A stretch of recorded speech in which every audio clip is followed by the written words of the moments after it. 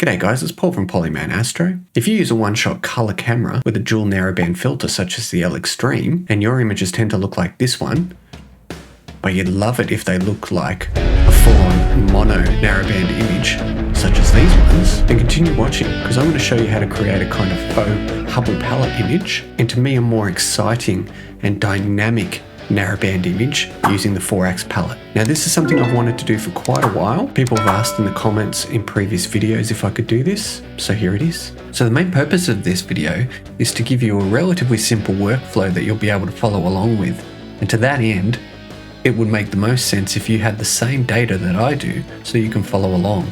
So the first part of this video is going to be me showing you where you can get that data, and also showing you where to go to get a few of the scripts and processes that I'm going to be using along the way. Now those scripts and processes are purely optional and some of them aren't free, but I'm going to show you for completeness, and I'll also show you some alternatives that you can use if you don't want to use those scripts and processes. Now the weather in Australia here has been absolutely terrible, at least on the east coast where I am. It has literally been raining and cloudy for 3 years.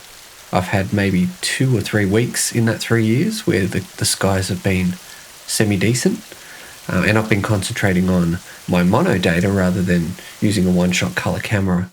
So I don't have any one-shot color data with an LXtreme filter to use. Thankfully, someone that we probably all know has been kind enough to make data available. That someone is Trevor from Astro Backyard. I'm sure most of us came up through astrophotography watching his Astro Backyard YouTube channel, so it's fantastic that he's got data available for us. So you can see on the screen here his website. Take careful note of the address there. That's where you go to get his data. I should make mention that this has nothing to do with me. Trevor did this years ago, made his data available. I just happened to find it and think it's a fantastic resource. And as you can see here, you can use this data publicly on your social media, as long as you use his hashtag #YourAstroPhotoSkills. He has various data using his DSLR and his Radiant Raptor 61. What we want specifically is data where he used an LXtreme filter. So the data we're going to use is his image of IC 1396, the Elephant Trunk Nebula. He took this with an EOS RA camera and the LXtreme filter on the Radiant Raptor 61. So being a full frame camera, in advance, we should probably expect there's going to be some vignetting and maybe some possible issues in the corners, but we'll be able to crop that out. So if you download this data, it comes in as a single TIFF file, which we'll be able to open up in PixInsight. Okay, so hopefully now you've downloaded your data. Before you jump in and open up PixInsight, let's go through a script and 2 processes that I'm going to use. As I said, they are optional, but they're really, really powerful, and I do highly recommend them. This first one is free, and it's called Generalized Hyperbolic Stretch, or GHS. It was created by Dave Payne and Mike Cranfield, and you can see the website here on the screen now. I will put a link in the description to an absolutely fantastic video by the Astro Imaging channel. They actually had Dave Payne and Mike Cranfield on, and they explain in detail how they use the tool, and they created it. They are kind of the experts with it, so I highly recommend that video. But for completeness during this workflow, I'll show you how I use it so that you can follow along. And I'll give you reasons as to why I'm doing what I'm doing, but that video of theirs is fantastic, so I do recommend you watch that in the future. So the first thing we're going to do is go to the information tab at the top there, and then if you scroll down a little bit, it's going to give you some instructions on how to install this onto your PixInsight. But as you can see here, it's as simple as adding a repository to the script section of your PixInsight, updating it, and then once it's installed, you'll just have to restart PixInsight to complete that installation, and you've got GHS. Now, as I said, it's free. It's a fantastic tool. Video in the description. Now, the 2 processes that I want to talk about aren't free. They're part of the Exterminator series of processes created by Russell Croman. In particular, I'm going to be using StarXTerminator and NoiseXTerminator. As I said, they're not free. You do have to pay for them, but they are absolutely fantastic. They've been a game changer for me, but the choice is yours. You can see on the screen here the website to go to grab those tools if you want to. And there is an option for a free trial if you'd like to try them out. Now, I'll be using both of these processes in my workflow, but they are optional. You could, of course, for the StarXTerminator, substitute it out for StarNet 2, And I'll provide another link in the description to a fantastic video by Galactic Hunter where they demonstrate how to install StarNet 2 on your PixInsight system. Okay, so at this point we've got our data, we've got the GHS script, and we've got StarXTerminator and NoiseXTerminator, assuming you want those scripts and processes. So we're ready to dive into PixInsight and start our workflow. So I've got Trevor's data open here. First thing I'm going to do is rename this. I'm going to right click on the name on the side here and choose identifier, and I'm just going to call it one shot color, OSH. Okay, that way it's going to be easier to work with. Next thing I'm going to do is open up the screen transfer function so we can actually see what this data looks like. So if I go to process, all processes, and over here it's alphabetical screen transfer function, then it'll open up on my screen. I click the little radiation symbol here, and there we go. So as I said, with Trevor's data being full frame, as I expected, there's some quite serious vignetting in the corners, and there's some stacking artifacts that we'd expect to see. I mean, it's realistic data. That's what we expect to see. So the first thing I'm going to do is do some pre-processing. I'm going to crop in a little bit so that we get rid of all those stacking artifacts and that vignetting, and then I'll do an automatic background extraction to clean up the background a little bit and get rid of any light pollution gradients that might be there. So again, we'll go up to all processes here, and we will choose our dynamic crop down the bottom here. And I'm just going to choose a section of the image reasonably cropped in, and the choice is yours how you crop this.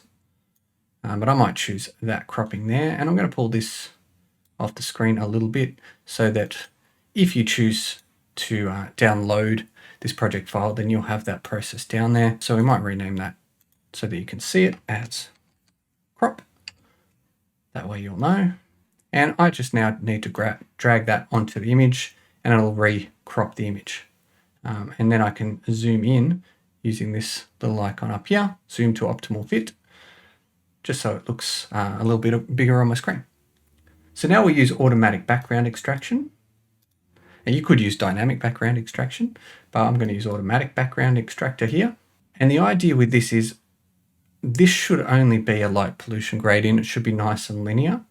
There's no vignetting anymore. I've cropped that out of the image. So for our interpolation and output, we're going to leave pretty much everything default, but I'm going to go onto the interpolation and output dialog here and change this function degree to 1 because it should be a nice simple gradient. I don't need anything complicated there. And then in the target image correction, I'm going to choose subtraction because again, it should be a nice simple light pollution gradient, nothing to do with vignetting. So it should just be, subtraction should be sufficient here. So I've chosen those two, degree 1 and subtraction, and now I'm just going to press the square button to apply that to the image. So if I now use the screen transfer function on this image, that background looks a lot nicer now, and there's a fair bit more contrast between the nebula and the background sky, which is exactly what we want. Okay, so what I'm going to do now is split the channels from this color data, so I get the red, the green, and the blue channel. And I do that by clicking on this Split RGB Channels button here. And that pulls out my R, my G, and my B. So I can minimize the color images now. I've just put them out the way down here. I don't need them at the moment. I'm going to click on my red channel here, and I'm going to rename this one, just like I did earlier, as HA. Strictly speaking, it's HA with some S2 in it as well, given the bandwidth of the red in the filter, but that's all right. We'll just call it HA. Again, I'm just going to drop this out of the way for a second. Now what I'm going to do is combine the green and the blue channels together, just in case there's something one of them caught that the other one didn't. And I'm going to use pixel math to do that. And I'm going to use the expression, I'm going to take half of the green channel and half of the blue channel and then add them on top of each other. And the reason I'm choosing half of the green and half the blue is so that they add up to a total of 1. So the image won't get any brighter. Okay, I'm going to do that in this thing called the expression editor, just simply because the images have some rather interesting names at the moment. You can see here I've tried to start writing it as 0.5b plus 0.5g. That's what I want. Half the blue image, add on half the green image, and then together they'll add up to a total of 1. But they're not called B and G. You can see the list of images that I have open here. This is the B one. It ends in B for blue. and this is the G one. So I'm going to, where it says B there, I'm just going to delete that and double click here on blue. I'm going to delete the green here, double click on the green and press OK. So the expression editor is a nice easy way to see what images you have open so you can click on them in the appropriate spots. So again, I'm going to add half the blue, half the green together to get a total of 1, and that's going to nicely combine my green and blue. Press the square button, and I now have my O3 image. So I can close, well actually I could just get rid of them. I don't even need them anymore. I'll get rid of the green and the blue because I've got my O3 here now. So I'll pop that out of the way as well. And again, I'll pop this pixel math expression here, and this will be, let's call this combine GB, just so that if you download this, you know what that does.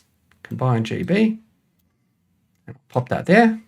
So the final thing I'm going to do before we start stretching is pull out the stars on these two images. And I'm going to do that with StarXTerminator, but as I said, you could equally use StarNet 2, and you can see they're right next to each other in the list here if you've got them installed. So here's StarXTerminator. This is what it looks like. So I'm going to choose the option to generate the star image and unscreen the stars. If you choose large overlap, that'll make it more accurate, but it takes a lot more time. So I'm just going to use the simple version here, and I'm going to drag the triangle onto the HA, which will produce, it'll turn this image starless, and then it'll have a second image with the stars in it. And then I'll do the same thing for O3. And then we're ready to stretch. So StarXTerminator's done its thing, and you can see how nice it is with naming things. We've got HA, HA stars, O3, O3 stars. So I'll minimize the star images and pop them over here for the moment. We'll come back to them later. Let's have a quick look at what these images look like now, starless. And we can see just how fantastic these modern AI algorithms are at removing stars and making the background behind the stars looks seamless. So now we're going to start our stretching. Now, as I said, I'm going to use GHS, but you could equally use histogram transformation tool as well to do a similar job. GHS is up here in the scripts menu. If I go to script, utilities, generalized hyperbolic stretch. It looks super complicated, but once you've used it a few times, it's not too bad. Now I will link to a video up above and also in the description below where I have gone through how to use GHS. And as I said, I've also got a link to a great video that involves Dave Payne and Mike Cranfield, who created the script, and they go through in a lot of detail how to use it.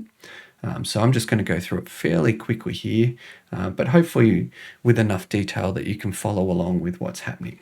Okay, so the first thing that we need to do when we open up GHS is get an image to work on. And there is an image tab here that we need to work in first. So you can see here the target view says no view selected at the moment. I'm going to choose that HA image, which is this one here. This warning is coming up because I've currently got a screen transfer function applied to it. And it wants to put a preview in this box here of what the image currently looks like, and then what it will look like once I make my my stretches. And it can't do that if there's a screen transfer function applied as well. So it wants me to remove that, so I'm just going to click yes, and you'll see it goes black in the background here, and the preview of what the image looks like at the moment shows up here, which is pretty much black because we haven't done anything yet. Okay, so here's the histogram for the image, and you can see it's right up against the left-hand edge, which is what we'd expect for linear data. And this is the stretch that's going to be applied. And at the moment, it's just a straight line from the bottom left to the top right. That's what we call linear. It's just a nice smooth change from the top to the bottom.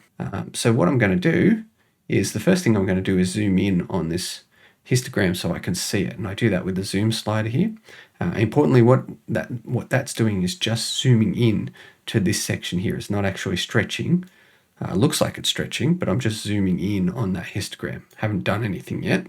Now, when you use histogram transformation, what happens is it stretches from this left-hand corner here right across to the brightest areas. It stretches everything, the whole histogram.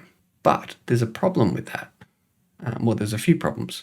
The main problem is the peak of the histogram here, and in GHS, if I click anywhere on the image, it'll show me what the current value, what the current brightness is 0.007. And in fact, that is pretty well the true sky background, or just above the true sky background, where the faintest nebulosity kind of is. Okay, and that's kind of where I want my stretch to happen, or just beyond that is where I want my stretch to happen.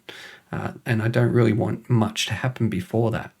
The other thing that can potentially happen with histogram transformation is like I said, it stretches everything, including the absolute brightest areas, the highlights as well. So if you've got stars, we've removed them, but if you've got stars, then it can overstretch them very easily. And I'm sure you've experienced that. So there is a way to control that with GHS as well, as we're going to see. Okay, so what I want to do first is I want to choose a region just to the right of this histogram, maybe about here, which is just beyond the background and about where the faintest nebulosity is. With the latest versions of GHS, the great thing is I used to have to manually type this in. Once I've clicked there, I can just press send to SP, and that sends that value and says to GHS, that's where I want the majority of my stretch to happen. Right there, right at the faintest nebulosity.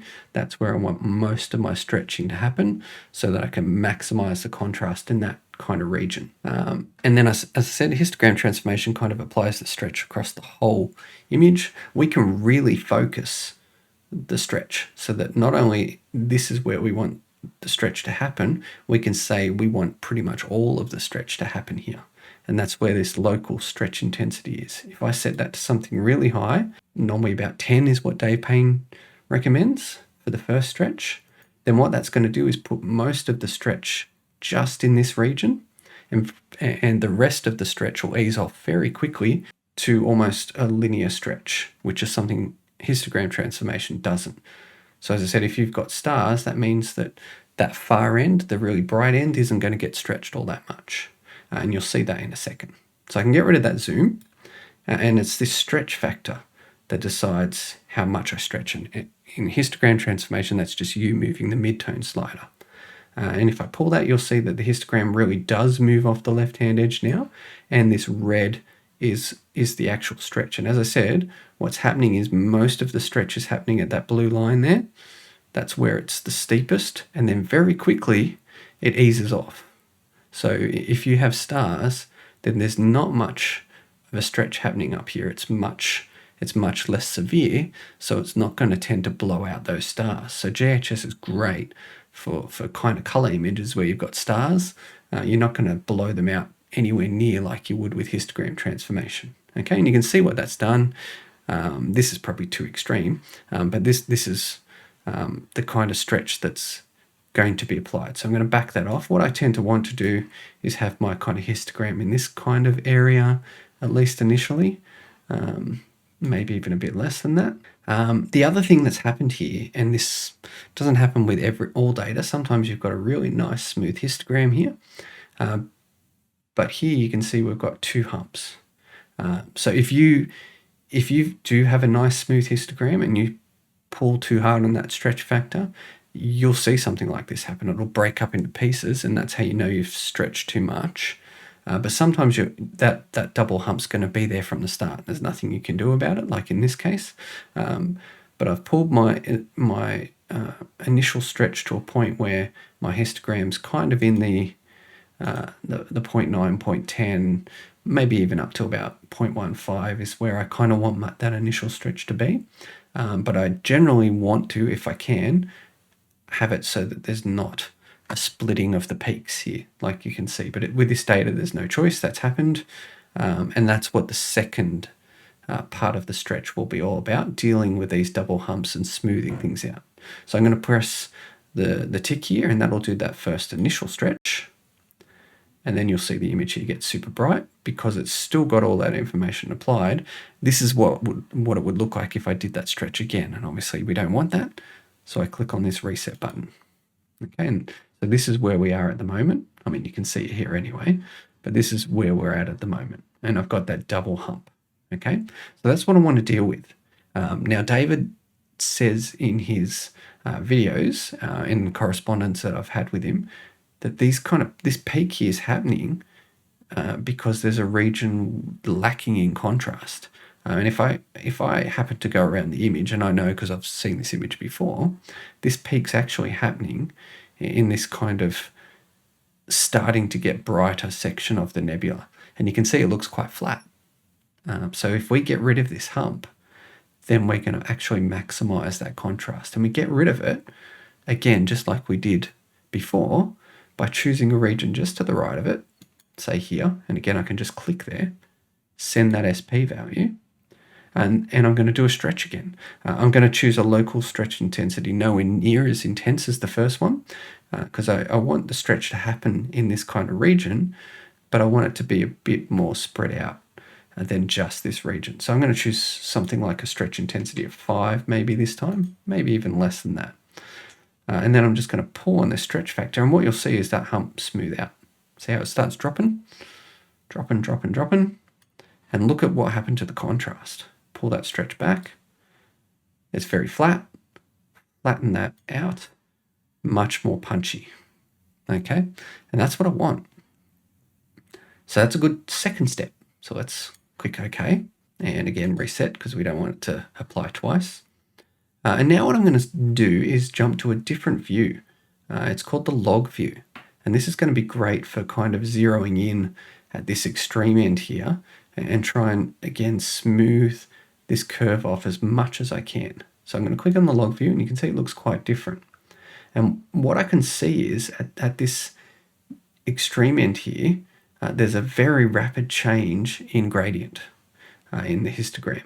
And again, that means that there's a lack of contrast in this region. So if I choose just to the right of that again, send the SP, again choose a very low stretch intensity, maybe even less than 5 this time, 2 or 3, because I want it to be spread quite wide. I might choose, say, 2 there. And again, pull the stretch. See how the histogram starts flattening out? But something happens. It becomes extremely dark, and you can see that the grey histogram's moved back to the left edge. And that's what these two final sliders do. LP, in simplistic terms, just moves it to the left, to the right, and the HP moves it to the left. So if I grab the LP slider and pull it back, then that's going to move the histogram back where I wanted it. Okay, but hopefully it's flattened the curve out a little bit. The other thing that's happened is I tend to like this tail end, which is where the brightest regions are, the highlights. I tend to like them more like in this original stretch to be closer to the 75th percentile there. So I'm going to drag that HP slider back so it goes back to the right a bit and see how that drags that back, and then reset. So, I mean, it hasn't had a huge impact, but it's had a bit of an impact. So we might do that again. Might do that again just to flatten this thing out. Pull the LP back again. So, I mean, that's definitely dropped a lot more now. Pull this back. So what I'm looking for is a much more uniform gradient here. And I'm just slowly playing around with it, just moving where that blue line is, where I see changes in gradient, choosing the SP value, choosing the small stretch intensity, and then just pulling the stretch till I can see more of a smooth gradient, and then just the LP slider to bring it back, the peak of the histogram back where I want, so that it looks kind of the brightness that I want it. Okay, so that looks pretty good, I think, and it gives you an idea of what I'm looking for. So if I go back to the standard view, my histogram doesn't have this, that hump's gone, which is what I wanted. Okay, so that's my HA done. I mean, you can spend a lot more time on it than this if you'd like, but that gives you the basics. Okay, so now we'll jump to the O3, and we're going to do the same thing. Again, it's just warning me that there's an STF applied, so click yes. Let's reset because we want everything back to defaults. So zoom in so I can see the histogram, and you can see this histogram doesn't have that crazy hump that the HA did, which is quite interesting. So step 1, choose a point just to the right of the hump, send the SP, choose a really high stretch intensity like 10, maybe even 15, zoom back out, and pull on the stretch factor until you get somewhere in this kind of region here is what I'm looking for. Okay, so that looks pretty good to me initially. Okay, so I do have a bit of a hump. It's not a massive hump, but there's a bit of a hump there. So send the SP, fairly wide stretch intensity this time. Flatten it out. That's looking much smoother now. Reset. See how when I didn't reset that, because it would stretch the same again, it started to break that hump up if you were quick there and saw it. Switch now to the log view so I get a better idea, and I can see it's nice and smooth here, but then there's a change in gradient. So let's click after that change in gradient, send SP, a wide stretch intensity, pull on the stretch factor to smooth things out. See how that's nice and smooth now? And look at the contrast change there. But again, it's got too dark. So pull that LP slider back in line with kind of where I wanted it. That's now see how the kind of highlights were only here and now they're about that 75th percentile like I wanted it. That's looking pretty decent at the moment. Maybe one more stretch here. Let's see what it looks like. I'll do a really wide stretch intensity this time. Whoa, that looks really flat now. That's great. LP, bring it back where I wanted it. Trying to think. I think that's roughly where where HA was. I'll have a look in a second. There we go. That's looking nice and smooth. So there's a lot more contrast in this now, and it's not so washed out like it was initially. Let's have a quick look. I'll bring back the HA because I want to see where the peak is. Okay, so the peak in the HA is way back here at 0.05. Whereas the O3 is up here at 0.14. So I might brighten the HA because the idea I want to get the backgrounds to be somewhat similar. Okay, and that's important. So let's try that now. This time I might stretch just behind the histogram because I don't want to bifurcate it. I want to drag everything up this time. So it's kind of counter to what I said before, just so I can brighten things up a little bit. I'll do it again. Actually, I'll do it fairly wide and we'll see what it looks like. Maybe about a 5. Send SP and just stretch that up. I want to stretch it up to about the 0.14. So maybe back off a bit. So they should be fairly similar now in terms of backgrounds. So there's HA and there's O3. They should be fairly similar now. Okay, and that's the idea. I want the backgrounds to be fairly similar, and I want the nebula to be fairly similar in brightness as well. That's kind of important for what we're going to do. So I'll close this for now. That's our initial stretching done, and I don't care about saving the log, so I'm just going to press no. So let's have a look, and we'll just double check. So the background up here, I can see my K value. It shows up down here, just near my head there. If I hover over there, it's about 0.13 in that corner, and it's a lot darker in the HA, which is interesting. Okay, so 0.3 down there, 0.9, 0.11. What about this top corner? 0.07. All right, so I might actually use histogram transformation and drag this O3 down just a touch, because it's really important for the next section that the kind of backgrounds are about the same brightness. So I want to drag this O3 down just a bit, just so it kind of matches with the HA. That's looking pretty close. I think there maybe it's a bit too dark now. That looks pretty good.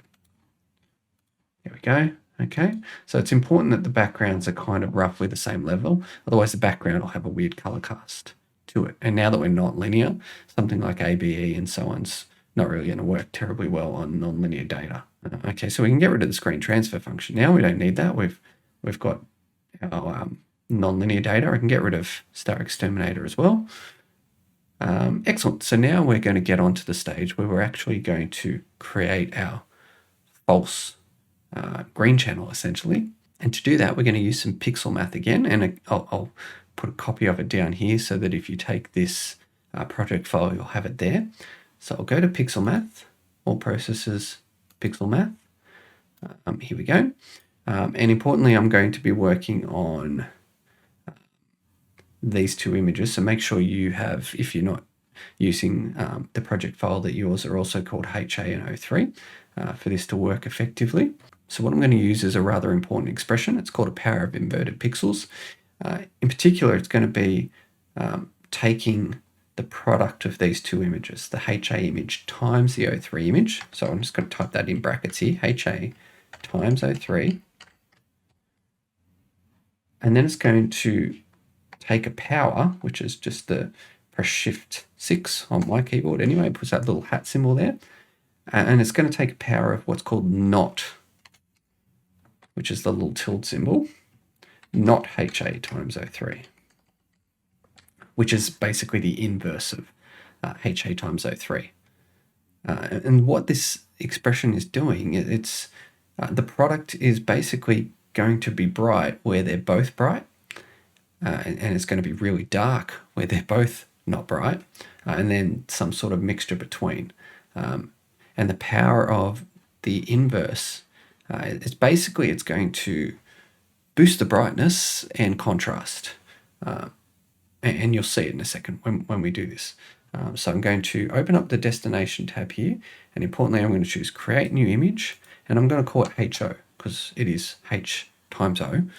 Okay, and I'm just going to press the square button here for me, and I'm going to drag that triangle off so that we've got a copy of this in the project file if we need it. So I'm going to right click here, and I'm going to choose set identifier as HO, so that if you use this, you'll just be able to open that up, double click on it, and click the square button yourself.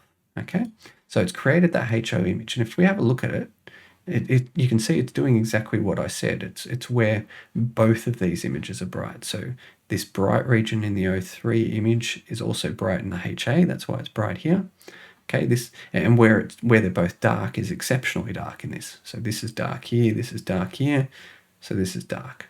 Around the outsides of both images are darker, so this one's darker. Okay, and that's all this image is doing. It's really showing you where both images are bright. And this is going to be essentially our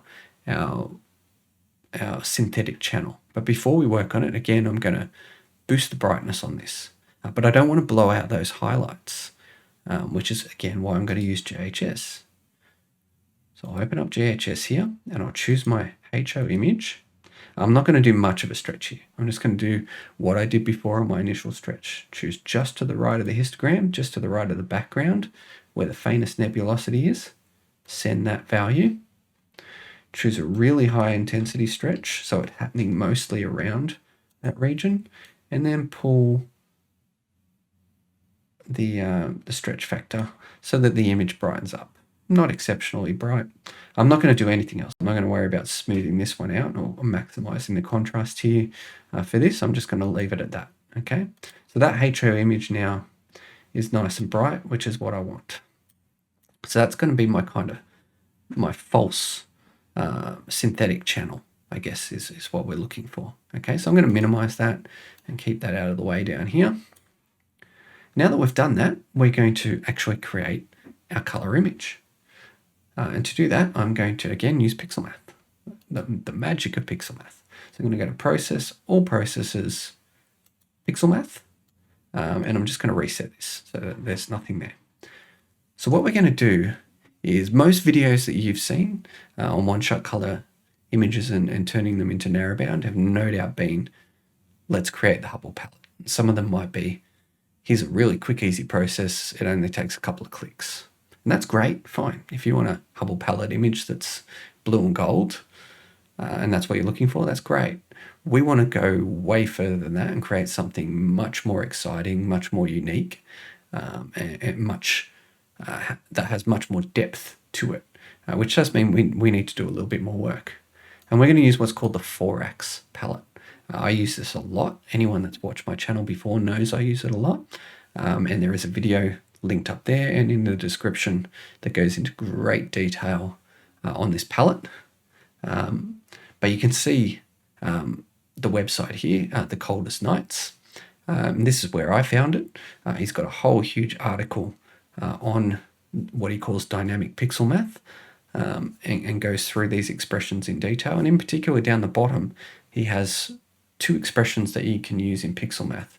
One, if you've got 3 channels, your proper mono, sulfur, hydrogen, and oxygen. And then he's got one for just hydrogen and oxygen, which is what we're using today. Right? We've got a hydrogen and oxygen channel, and he shows you how to create this synthetic third channel to make a much more interesting image. Okay, so I'm actually going to put the expressions here into pixel math and make a copy of it here, and I'll call it Foraxx, so that again you can just open it, click the square button, and it'll create the color image that you can see here.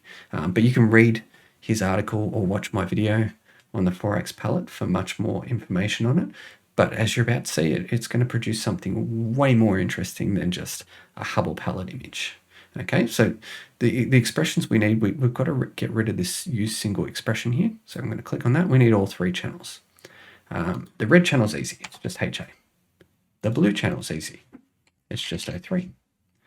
It's only the green channel that's going to be different. And what it is doing is it's taking that HO image, and where that HO image is bright, it's going to take the HA image. Where that HO image is not bright, which is the inverse here, it's going to take the O3 channel. And that's it. Okay, so where this HA image, where that HO image, sorry, this one here, where this HO image is bright, in this kind of middle section here, it's going to take our HA data, and where it's not bright, it's going to take mostly the O3 data, and then a mixture between. I'm going to click this create new image, call it Foraxx, and then I need to change the color space here to RGB color. Okay, and I'm going to drag that off here and rename it Foraxx. All right, so if you've got this project file open, then you can double click on Foraxx and press the square button, and there's our Foraxx image. So I can minimize the O3 and the HA now, and I might make the Foraxx a bit bigger by clicking on this square button here, zoom to fit. And you can see Foraxx has a lot more going on than just a standard Hubble palette. It's not just yellow and blue. There's yellows, blues, oranges, reds. There's the colors are much more extravagant in a Foraxx image, and we want to accentuate that. So we're going to go to curves now, all processes, curves transformation. And I'm going to go to saturation first, and I'm going to click on the preview here. I'm just going to pull up the saturation, and this is to taste. I might go a little bit overboard here just so it's easier to see what's happening on the screen. But as I said, personal taste. And then what I'm going to do is reset that, and I'm going to go to the hue, which is the H here. And again, choose a real-time preview. Because what I want to do is I want to make those reds a little bit more pink. I kind of like that. And that means I need to click somewhere here in the bottom left here where it's deep red and pull it down and to the right. Okay, but what happens, of course, is it pulls everything down, and I don't want those oranges and yellows to go that way. So let's pull them back up to get some more vibrant yellows, as you can see. So I've got more pinky color now, and I've got some more vibrant yellows. Maybe I'll pull up some of the orange just a touch too. What do I want to pull that across? Maybe, yeah, here we go. Look at that. So some oranges have started to pop there too. And the blues, I kind of like where the blues are, so I might leave them there. Okay, again, that's personal taste as to what you do there. So there we go. This was the before, and this was the after. Okay, and you could argue with which one you prefer, and you can have a play with it. But I like to make the reds a little bit more pinky, and I like to make the yellows and oranges a little bit more, give them a bit more of a pop, okay? So for the purposes of this tutorial, all I'm really going to do now is some noise reduction and look at putting the stars back. So I'm going to go to Process, All Processes, NoiseXTerminator, which was one of the options to download, and the defaults are pretty good. I know Visible Dark, Sean Nielsen kind of uses the defaults as well. although I do bump up the detail quite significantly, maybe up to about 55 here, but that's going to depend on your data, I suppose, and whether it produces any artifacts that you don't like. Okay, so I'm going to click square here. All right, so that's done. So I kind of skipped through that a little bit on the video, just so you didn't have to sit there and watch me doing nothing, because my video editing software does slow the computer down quite significantly. But you can see what it's done to the noise. It really is a game-changing process, NoiseXTerminator, along with StarXTerminator. Fantastic processes. So now all that's left to do is fix up the stars. First thing we need to do is stretch them, because at the moment they are linear. So I'm going to open up my HA stars, and I'll just use histogram transformation for this. I'm not going to stretch them a heap because I want the nebula to kind of shine here with just some of the stars back in there. So I'm going to click on the little tick here, and that'll track the histogram of this as I make adjustments. And I'm going to zoom in, or do a preview, I should say. And I'll just pull the midtone slider a bit, and you can see the stars starting to brighten. I mean, I don't want to go overboard. I don't want too many stars. I want to keep them fairly subdued, maybe something like that. Okay. And I'm going to do this stretch to the HA, and I'll do the same stretch to the O3. So they're now stretched. Now what I can do is the same Foraxx expression to the stars. So where I had HA before, I can just change it to HA stars, because the nice thing about StarXTerminator is it just depends star onto the end of the name of the file. So I can change this to HA stars, O3 stars, and O3 stars. And I might call it Foraxx stars as well. Okay, oops, stars. So I'll just drag this process icon onto the screen here and rename it Foraxx stars. That way it's there for the project if you'd like to use it. Okay, so we'll neaten that up a bit. We can double click on that, click the square button, and we've got some stars. And I'll pop them down here out of the way. So all that's left to do now is put the stars back in.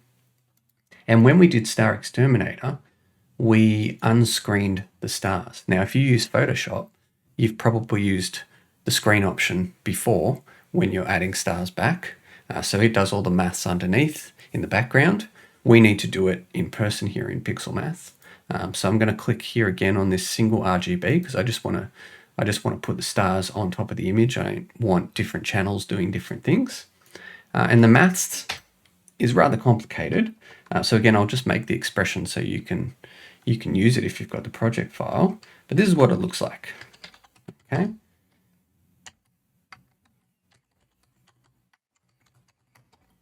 So it says take the inverse of Foraxx and times it by the inverse of the stars, and then take the inverse of that. That is the screen function that Photoshop uses in the background.